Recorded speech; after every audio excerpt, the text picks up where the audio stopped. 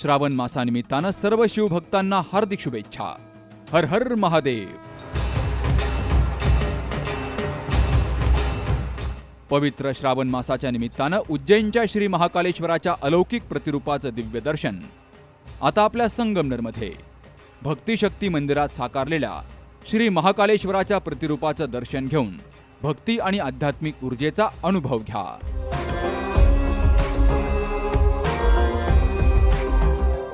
सर्व शिवभक्तांनी आवर्जून भेट द्या आणि श्री महाकालेश्वराचे आशीर्वाद घ्या.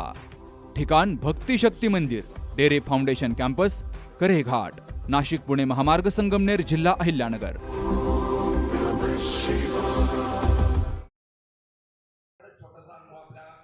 ज्येष्ठ नागरिकांच्या अनुभवांना उजाळा देत त्यांच्या आठवणींना आणि जीवन प्रवासाला शब्दरूप देणारा आधार ज्येष्ठ नागरिक स्नेह मेळावा उत्साहपूर्ण आणि आपुलकीच्या वातावरणात पार पडलाय.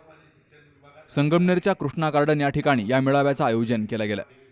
या मेळाव्यात ज्येष्ठ नागरिकांनी मनमोकळ्या गप्पांमधून आपले जीवन अनुभव, संघर्ष, आठवणी आणि समाज जीवनातील बदलांचे अनुभव सर्वांसमोर मांडले. कार्यक्रमाची सुरुवात आधारचे समन्वयक विनोद राऊत यांच्या सुगम संगीतानं झाली.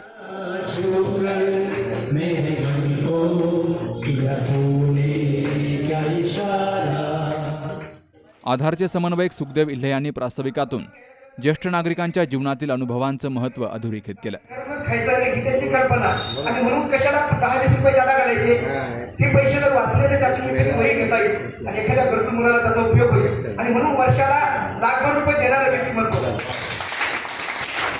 अशा आधारच्या अनेक गोष्टी माणसांमुळेच खरंच आपला आधार एवढा ऊर्जा देऊन काम करतोय. आमचे PR शिंदे सर 2 वर्षापूर्वी विषय झाला की आमची आधारची दिवाळी आपण थांबूया. आपलं त्यामध्ये काही तशी सगळं साधक विचार झाले आणि आम्ही तो विचार मांडला की ज्यांच्या घरात घरच नाही, त्यांच्या घरात दिवाच नाही, तो दीपोत्सव कसा साजरा करणार आहे, त्यांची दिवाळी कशी.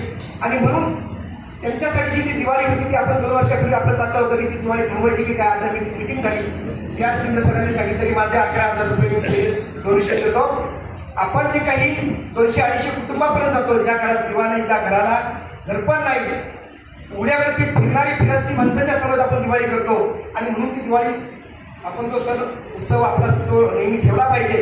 आधी आपण आपल्या घासातला घास इतरांना बनवतो, ते फराळ स्वतः तयार करतो आणि मग इतरांना प्रेमाने देतो. त्या माऊलीच्या हातात एक साडी आणि ते छोट्या चिमुकल्याच्या हातात दिलेला फराळ ही आपल्या परिवारातल्या एखाद्या जवळच्या नातेवाईकांना दिल्यासारखं आपण तेवढं प्रेमाने ते करतो आणि म्हणून आधारच्या प्रत्येक कार्यक्रमाला चांगला रिस्पॉन्स मिळतो.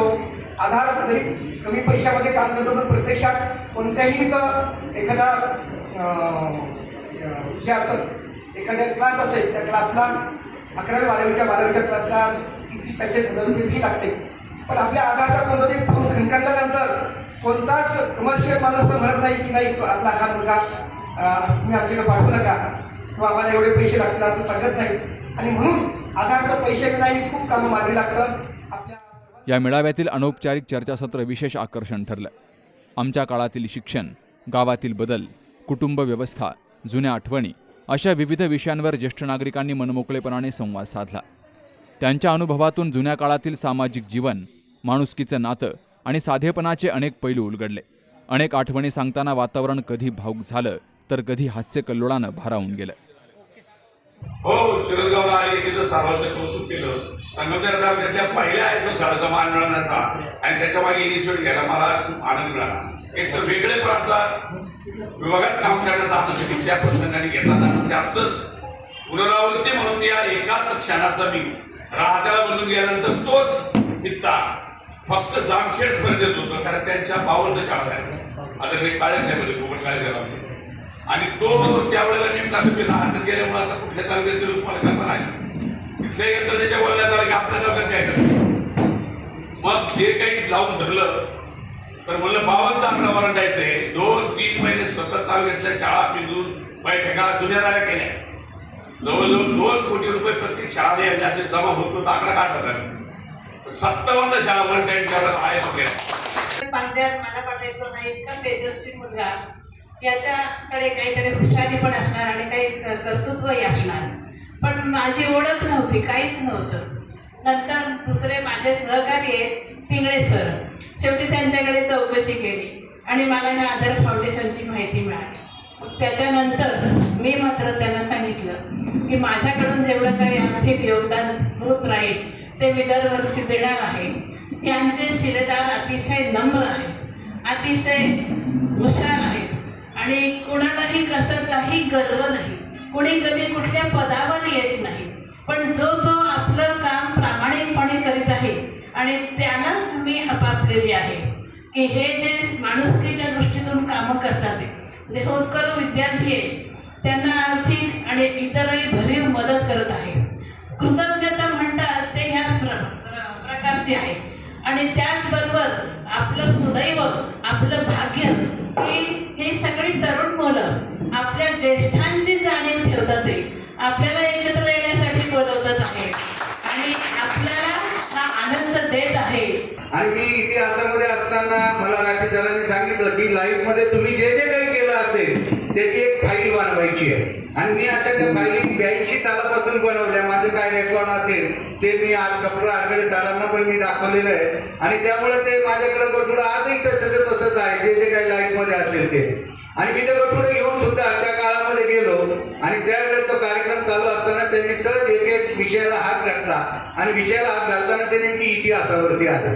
आणि इतिहासावरती आल्यानंतर त्यांनी ते सुरू केलं त्यांच्या त्या शैलीमध्ये मुला हिदार होशियारे पदारे इतिहासराव वगैरे वगैरे असं सुरू केलं. आणि त्यांनी एक सहज प्रश्न विचारला की शिवाजी महाराजांचा जन्म कधी झाला.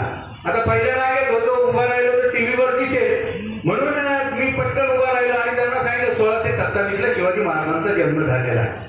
आता हे झाल्यावर त्या माणसाने माझी एवढी लायकी काढली, मला म्हणले शहाणी जरा खाली बसा ना, तुम्हाला काय ज्ञान आहे का, कशाला मध्ये डिस्टर्ब वगैरे करता.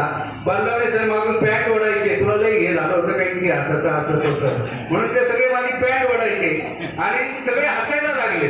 आणि त्यावेळेस तिथे एक वादन करणारा होता, त्याने ते सांगितलं की 1630 शिवाजी महाराजांचा जन्म झालेला आहे. असं त्यांनी सांगितलं, वा शाबास, त्याचं कौतुक सुरू झालं. पण मला राहवलं नाही, मी परत उठलो आणि उठल्यावर त्यांना म्हटलं हे सगळं चुकीचं आहे, 1627 झालं. त्यावेळी तुमच्याकडे काय आहे पुरावा वगैरे. मग मी त्यांना सांगितलं 1994 सालचं तुम्ही पुस्तक पहा आणि त्या पुस्तकामध्ये महाराष्ट्र शासनाने कोणती तारीख दिलेली आहे त्या अनुषंगाने मी बोललेलो आहे, तुम्ही अपमान करायचं कारण नाही. आणि त्या ठिकाणी 2-3 व्यक्ती अशा होत्या ते म्हणजे तुम्हाला काय समजतं, म्हणजे तुम्हाला काय पाहिजे. तर त्यावेळेस मी अमरावती कुठे आणि प्रतापगड कुठे आहे, तर अफजल खान वधाचा एक छोटासा स्पीच 15 मिनिटाचा मी सादर केला. हसणारे जे होते ते नंतर टाळ्या वाजवायला लागले. आणि दुसऱ्या दिवशी सकाळी ज्योतिराम कर्मांनी माझी भेट घेतली आणि माझे त्या फाईल पाहिल्यावरती त्यावेळेस माझे लेख अनेक वृत्तपत्रात यायचे, केसरी, तरुण भारत, सारोमतला. आणि त्या लेखांची किल्ल्यांची फाईल तयार झाली होती, त्यांनी ती उचलली आणि विजयदुर्गच्या किल्ल्यावरती त्यांनी प्रिय मित्र दीपक करपे आपला नमस्कार म्हणजे माझा नमस्कार आणि आपण भविष्यामध्ये फार मोठे इतिहासकार व्हाल, नाव कमवाल, हे 94 साली त्यांनी लिहिलेलं त्या लेखावरचं आजही माझ्याकडे ते स्वाक्षरी असलेलं पत्र आहे. आणि तीच गाठोडी घेऊन आज मला महाराष्ट्रामध्ये शिवव्याख्याता म्हणून मानलं जातं. आणि जीवनात एक तत्व ठरवलं की इथून पुढच्या कारकिर्दीमध्ये स्वतःच्या विश्वासावरती ठाम राहायचं. म्हणून मी अनेक शोध आणि इतिहासाचं संशोधन केलं, त्या विषयाची मी आजही ठाम आहे. त्याला सर्वजण माझा आपला आधार परिवार साक्षीदार आहे. हे आधार फाउंडेशनचे सर्व सैनिक, सर्व पदाधिकारी यांचं मी प्रथम अभिनंदन करेन. आणि संगमनेर तालुका ज्येष्ठ नागरिक महासंघाच्या अध्यक्ष नात्यानं संगमनेर तालुक्यातील सर्व ज्येष्ठ नागरिकांच्या वतीनं या सर्वांना मी आशीर्वाद देईन. आणि त्यांचं कार्य या सहज पुढे नागरिक मी सांगितलं वडाच्या झाडा एवढं व्हावं, पण पेंबीचं वडासारखं त्यांचं कार्य चाललेलं आहे. त्यांचं जे काम आहे आधार फाउंडेशन म्हणजे खरोखरच सगळ्यांना आधार शैक्षणिक कार्यापासून जे गरीब आहेत, त्यांना अडचणी आहेत, त्यांना आधार कार्ड, आधार फाउंडेशन हे आधार देतं. आणि अनेक आधार मुलांना या ठिकाणी घडवलेलं आहे. त्याचप्रमाणे कुठं दलित हो, कुठं अडचण हो, त्या ठिकाणी आधार फाउंडेशन कायम उभं आहे आणि सहकार्य करत आहे. म्हणून त्यांचं कार्य अतिशय मोठं आहे, महत्वाचं आहे. त्यांनी माझ्या पत्रिकाच्या मुलींना योगा सुरू केला आणि शिकवला. त्या मुली आजही योगा प्रामाणिकपणाने आमच्या आता जवळजवळ 26 वर्ष झाले तेव्हापासून योगा करतायत. हे सगळं श्रेय या आधार फाउंडेशनला आहे. म्हणून त्यांना पुन्हा एकदा धन्यवाद देतो. आणि माझे बरेचसे पैलवान या ठिकाणी उपस्थित आहेत.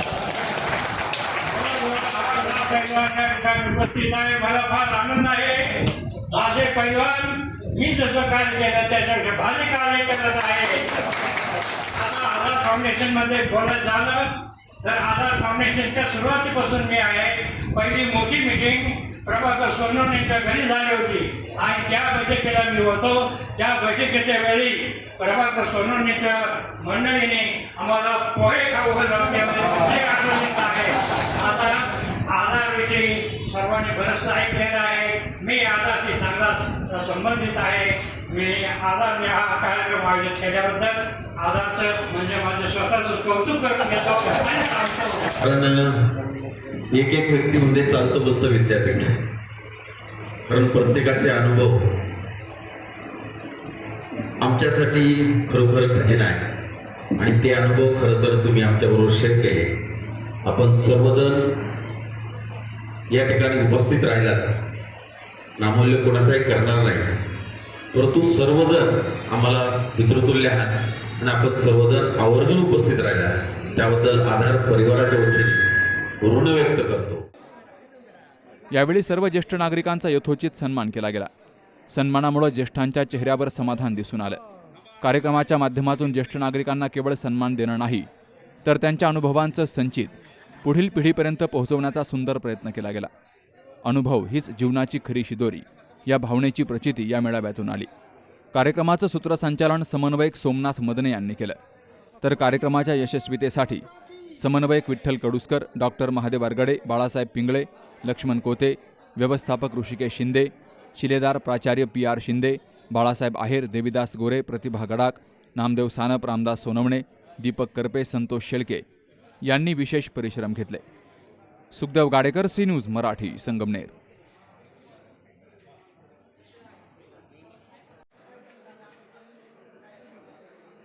लग्न सोहळा म्हटलं की कन्यादान, कन्यादान म्हटलं की फर्निचर आणि फर्निचर म्हटलं की साई कमल फर्निचर. आपल्या बजेटमध्ये लग्नाचे पॅकेज उपलब्ध. तसंच कपाट, showcase, bed, dressing, dining, teapoy, sofa set या वस्तूंनी परिपूर्ण सप्तपदी पॅकेज उपलब्ध. याचबरोबर टेबल, खुर्ची, आराम खुर्ची, वॉर्डरोब, डबल बेड तसंच सोफ्याच्या वेगवेगळ्या व्हरायटीज. अर्थात घरासाठी आवश्यक ते सर्व फर्निचर म्हणजेच संगमनेरमधील साई कमल फर्निचर. साई कमल फर्निचर इथं ऑर्डरप्रमाणे सुद्धा फर्निचर तयार करून मिळेल. आजच भेट द्या साई कमल फर्निचरला. प्रोप्रायटर गणेश साहेबराव सातपुते, वसंत लॉन्स समोर, संगमनेर. मोबाईल 98 814 73 753 आणि 98 902 61 272.